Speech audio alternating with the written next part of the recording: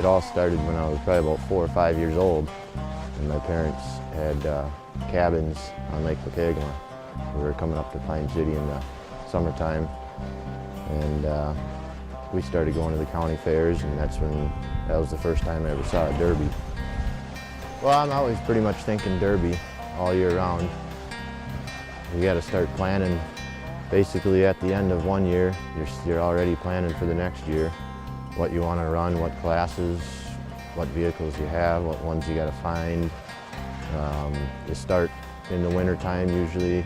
If guys have heated shops, they'll start working on their motors, tear them down, rebuild them, and get all that stuff done before the spring hits and they start building the vehicle. Pine City is a very well-organized event. It's a form of entertainment, and when we see other demos in county fairs, they say, wow, I'd rather watch Pine City. They put on a show. The Pine City Derby is definitely something like not another derby, you know. It's all those people up there in the stands and everybody's there to put on a show, and they're definitely out there to, sometimes you think they're out to hurt somebody. You're driving hard up in Pine, you ain't pussyfooting around in Pine City.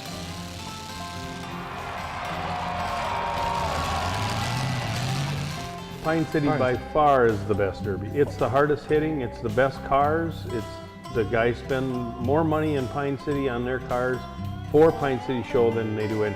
You save your best car for Pine City, your best vehicle.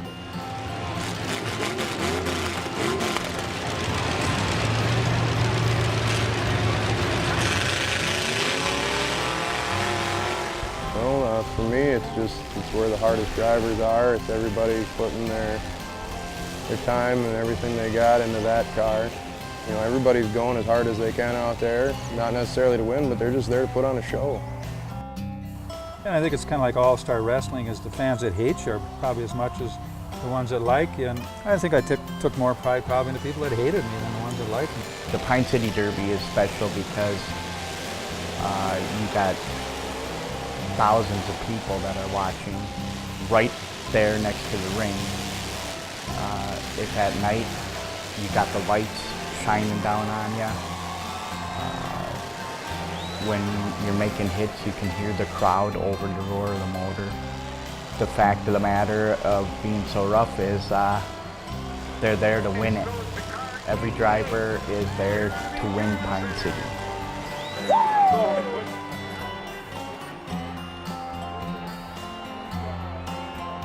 And the impact that the Pine City drivers have had on other states. Tim Mans, who's won Pine City I think 3 times. In fact, he's the Montana state champion. And then there's Arlen Smithstead, who's from Randsburg, Wisconsin, who derby many times in Pine City. I think he's a 3-time Pine City winner and a Wisconsin State Fair winner. I would have to say the Pine City demo had to be as tough, or if not tougher, than the state fair itself. It was just a whole different caliber. It was a tough event, very tough event. What makes it known for its aggressiveness is the group of guys that run in Pine County. We're all like a great big family. We love competing against each other. We treat each other like brothers, and when you don't want to lose to your brother, so you go full force, all out.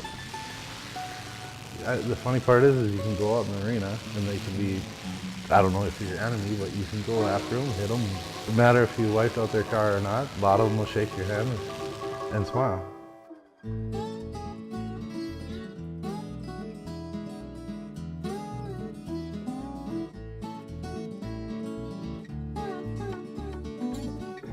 Even years ago, I mean, everybody worked together. I mean, you had different people you ran with, but if you had needed something, any person out in that pit area would run and get your stuff. And they all kind of have little rival deals going on, but they're actually, if they needed a part, they could go borrow it from somebody else, but when they're out there, it's like they're their worst enemy. They can't stand them. There was, a lot of guys back in the day, Tim Mans and Bobby Cox and Ronnie Cox, who's passed away now. I mean, them guys would give their shirt off their back. You needed help, they were there. There was a lot of decent, great guys out there that you know, they were there to see everybody keep going, helping them out.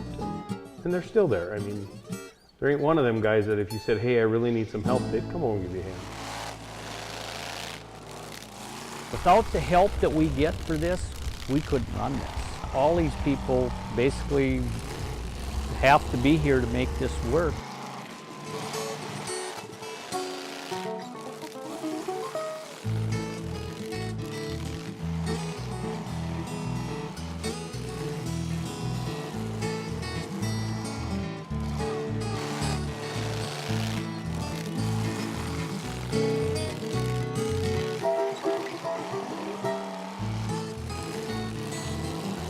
It seems like a lot of it is a family affair, family event that they've watched, you know, their father or mother being involved with it, and now they want to be involved and work it too. And there's a lot of people that volunteer to help these derbies, the Pine City Derby, and keep it going. Everywhere from the volunteer firefighters, the EMS personnel that are there, the fair board, the security guys that are in the arena, the officials, and also the people, you know, that pull the wreck cars out of the arena, the ones with the tractors, and the one usually that rides on the back and hooks the chain up and pulls them out.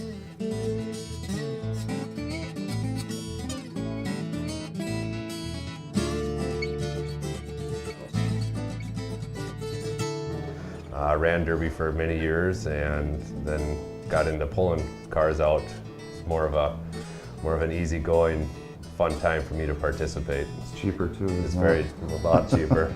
Just pulling the tractor and hook the guys up who put a lot of time into it, and you still get to be a part of it. It's you know, it's kind of a maze to get out of there, and that's kind of the fun.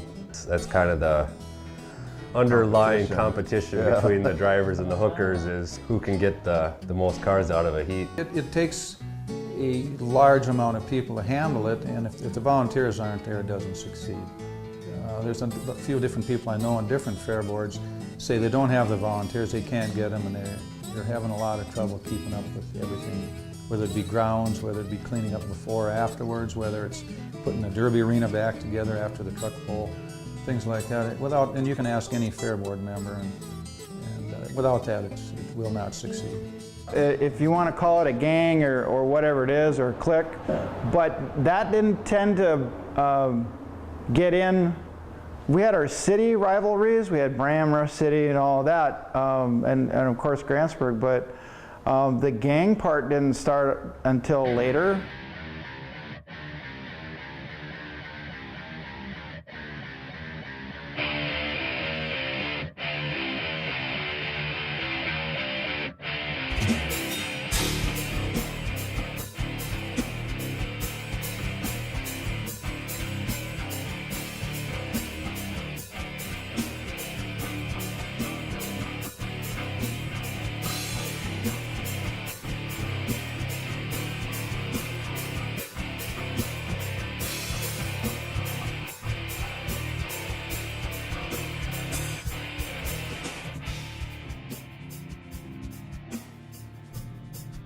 If you really look at it, the most successful groups that have ever derbied around the country were a group that stayed kind of together and ran together. It was the Cox family and the Armstrong family lived up on top of a little knoll, and one of the moms dubbed, "This is our little hill gang," and that's where the name Hill Gang came from.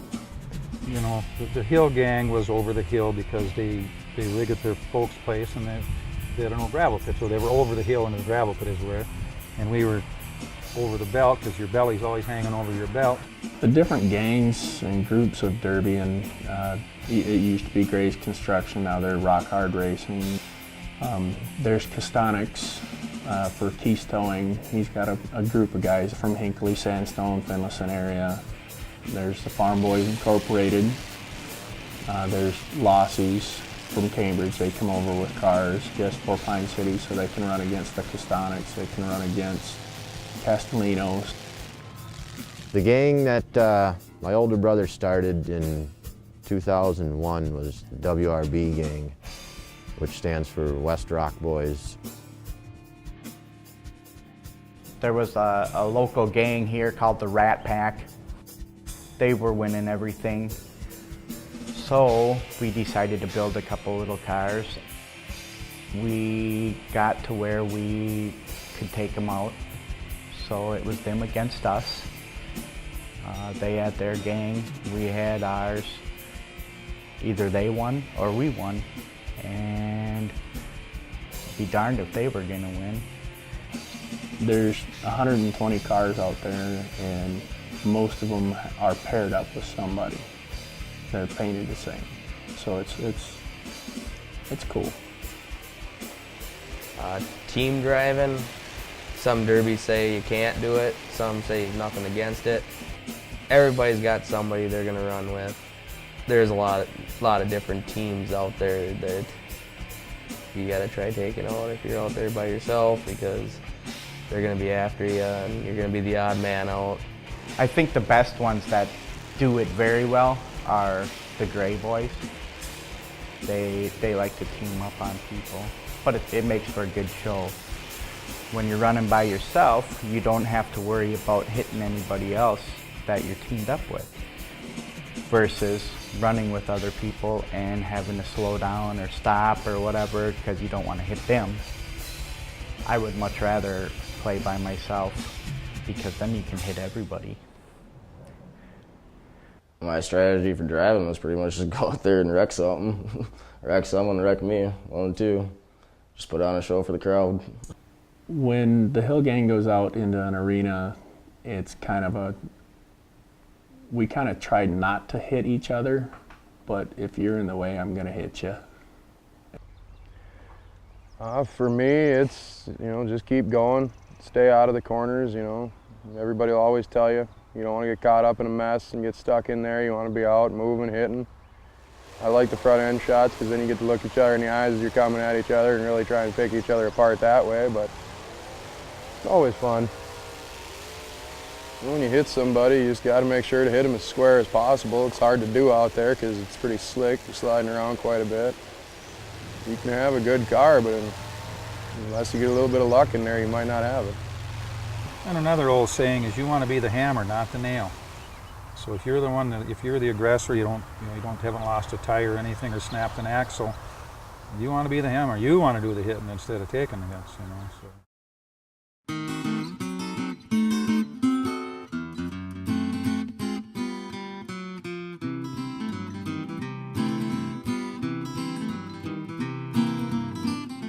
Fair board, I think, admired Ronnie because he wasn't one of the bitchy guys or complainers, and I think that's part of why the fair board guys that had derbied with him admired him too, is because he wouldn't sit there and criticize what he was supposed to be doing, that he would just go with the flow, and whatever he was supposed to do, he tried to do it.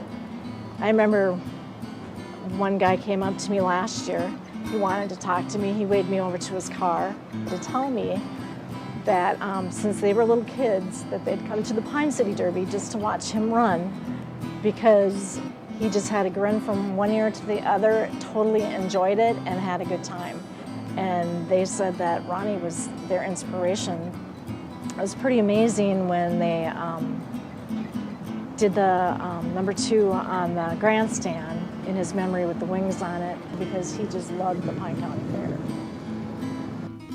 How the tribute to Ronnie came together, Bob Neubauer got a couple of the drivers together and said, hey, we should do something to help Ronnie out, and a big group of us sat down and we talked with Pine County Fair Board, and they said they would love to have a heat honoring Ronnie. A group of us got together, and this is the family aspect of it. Lossie's donated a shell of a car. Darren donated a motor and transmission. Castonics basically built the raffle car. Colors by Craig did all the lettering on it. Different local businesses in town donated money that went towards the raffle, and they got their sponsorship on the side of the car. There was, I believe, 15 different drivers donated their entry fee, and just the amount of people that came up and bought tickets just because it was for Ronnie. Whether they won it or not, they didn't care. They just bought tickets to help Ronnie because for 30 years he was a crowd pleaser in Pine County Fair. Always tell him, drive like Ronnie Cox. Watch them movies and drive like Ronnie Cox. Well, Ron Cox would drive he was always wide open. He seemed to, he'd get himself in some big messes and he could just pound his way out of there. And he was always moving. You never seen him stop to look or take time. He was always moving. And he just had the ability to come right to the end all the time, or most of the time. But anyway, the man he was just a showman. I will go to my grave saying he's the best driver I've ever seen.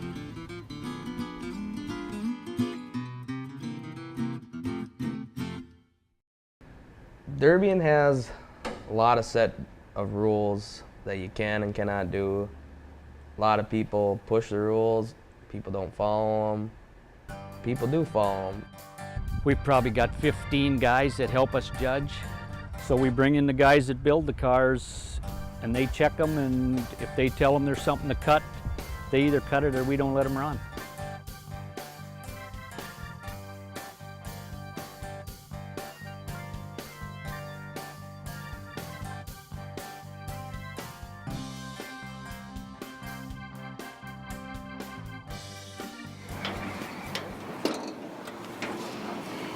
You can make a car tough, but I mean that's not what a derby is. A car needs to bend sometime, you know.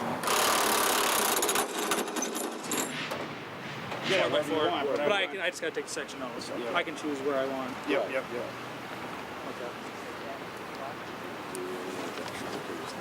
Okay. Here guys. Usually it's cold beer. You're gonna have to go into semi-stock. This is all seam welded up. Yeah, I know. I'm willing to cut. I told Weimer that the other night. Get your beer on. You guys decide what you want me to do here. These stock cars, if you guys want a class to build them cars like that, all you got to do is call. We'd have made one. Everybody saved a lot of time and money. Talking about the Fair Board and how they've done, they've tried. They've tried to keep the rules in check. But it's just as much our fault as it is their fault. They do the best they can. Can be welded to the top of the frame. All right, I got one set of torches, so he's gonna do his, and then I'll be on mine. Okay, sounds good, man. Not a single car that comes through there is perfect. There's something on it that's not is extra. As long as they keep it close, so it's somewhat a fair playing field. There's a list of rules that you have to follow, but it's how you read those rules. There's gray areas or black and white areas. There's some things they want you to do, and there's some things they don't think about when they word it, how they word it. How and how you take the wording of that rules. And we always figure out ways of taking those rules and making them work to our advantage. Every year the guys try to bend the rules a little bit and try and read between the lines, and a lot of the guys know how to break the rules but not break them bad enough to get kicked out. They're getting pretty smart about that. It seems like every third year. Well, the first year they'll make a set of rules. Most people will play by them. It's a really fair derby. Second year, it's pretty fair. Third year comes, everybody's pushing the limits. They adjust the rules a little bit, and then that next year people play by the rules. And then it gets stretched out, and before you know it, and it's back to overwelding again. Right. The result is tougher trucks and new higher standards of racing out there. So it still makes for a good show. When I got in the pit area in my car, that's when I first started getting scared, and it kind of hit me. I wasn't nervous until then. Kenny was giving me a little pep talk about how I can't back out now because I'm already in there. Randy Armstrong. That's like a third-generation hill game. I just gotta make sure that I keep my foot to the gas all the way down. I don't know, you just got that moment of shock and like the first actual chest pain because of the seatbelt, and then thoughts going through your head, how you're gonna do things.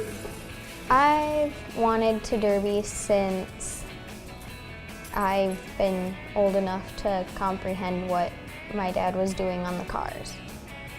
My mom thinks it's cool that I'm gonna derby, but she's nervous for me, but I'm not really nervous about running. I'm just nervous about getting hit for the first time. I'm more excited.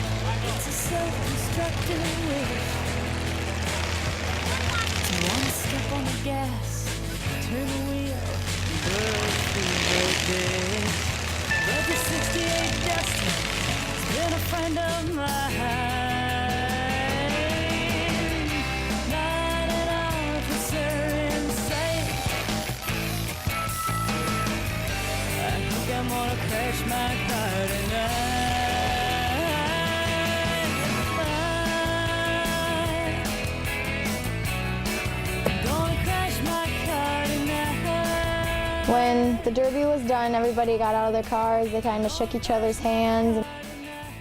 Me and Destiny gave each other a hug. I was proud of her. She did good. And then some people were looking into my car, and I heard a guy, he was like, "That's a girl." And I was like, "Yeah, I'm a girl."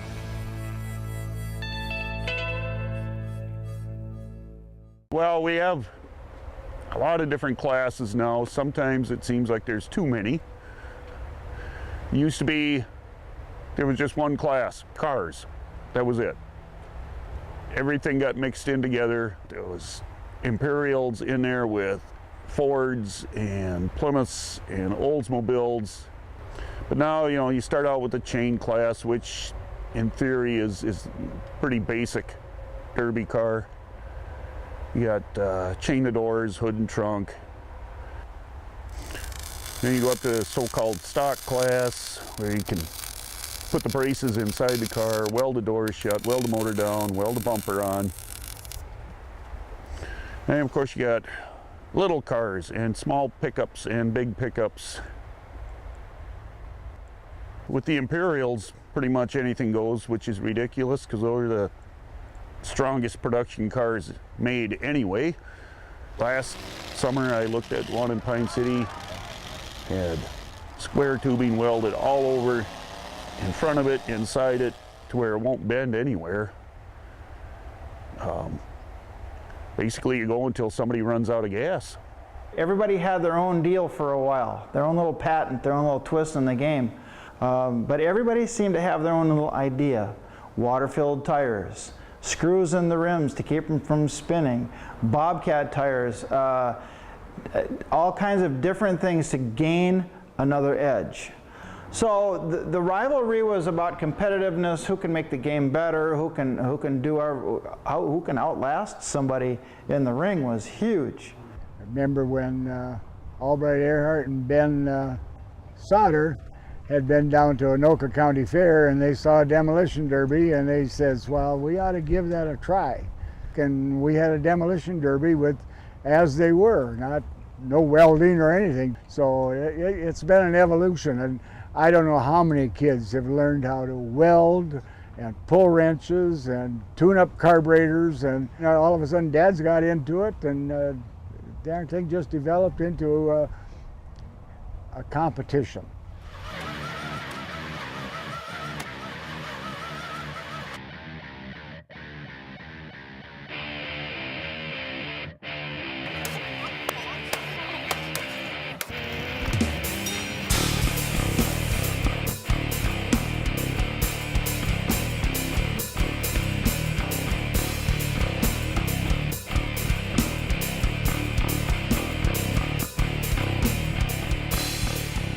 First time I heard about the Derby was back in either 67 or 68. I forget what actual year it was, but we were talking amongst a couple of the guys, and yeah, this is going to be fun. Why don't we do this? We got together, we heard that we couldn't have glass in it. We couldn't have any more than a 2-gallon gas tank in it. We didn't know anything about taking a radiator out and replacing it with a water tank. If we put 10 hours into the car, we put in a lot of time. And after that, my gosh, it just mushroomed, and these guys were starting the year the Derby ended and started building the car for the next year. And it was quite an experience. But all in all, why it took off and started out like it has and been going like it has, it's phenomenal. It is one of the things that they started it on a whim, and by golly, it's just taken off, and it's been a terrific thing for the Fair Board. Now it's getting to the point where it's not a local thing anymore. We got them coming from all over the country. The biggest year that I remember would have to be 1992. We had full mod cars that were square tubing and channel all the way around the whole car, down the frames. The cars were unbendable. I mean, a car normally weighs 4,600. Them cars were coming in at over 9,000 pounds of extra steel. So they were doubling the weight of the car. We had one guy weld a loader bucket in the trunk of his car so that the trunk couldn't collapse. And they call that your well test. So that would change things. Each time somebody would bring another dynamic to the game to change it, to move it forward. Also, sometimes making it more expensive, because to be in the game and to stay in the game, you had to spend money. You had to spend time. It was an investment, huge investment.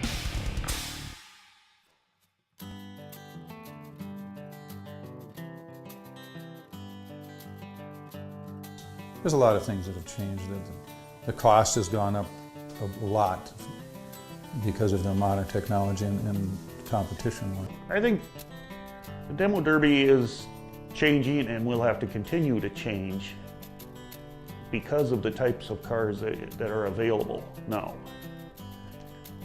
Well, as they start using more and more newer cars with the fuel-injected engine, computer-controlled, kids will have to know how to use those systems. The future will be interesting to see, because some kids are getting it and some kids aren't, and it's not really fun to go out there and get beat up on and not have a good time, so they kind of lose interest in it and they just give up too easy, kind of. If you don't have a good mentor, you're not gonna, the old young grasshopper's got to learn, and I don't think it will be as easy as it was for us. 10 years from now, I don't see the numbers. There's individuals, but there's not massive numbers like it was years ago. You look at kids nowadays, they got other sports, they got other things out there to do. They don't like getting their hands dirty and stepping up.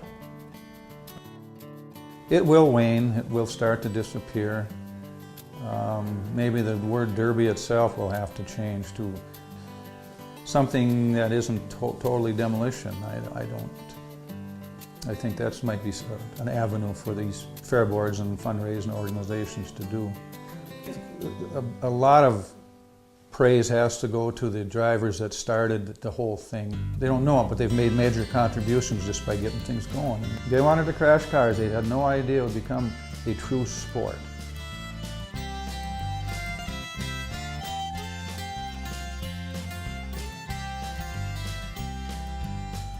I've never done drugs in my life, but I can't imagine it being any different than derbying, because you just can't quit.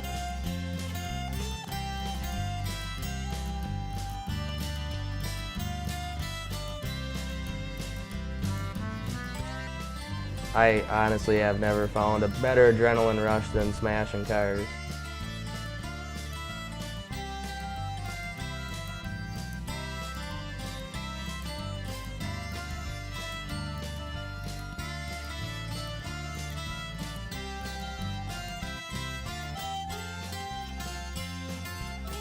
And people say, well, you're an old fool. What do you keep doing it for? Well, because there's nothing better.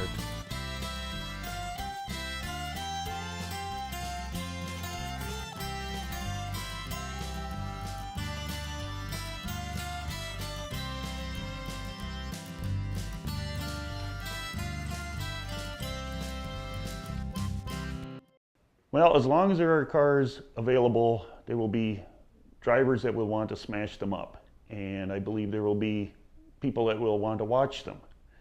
So I see this going on for some time yet.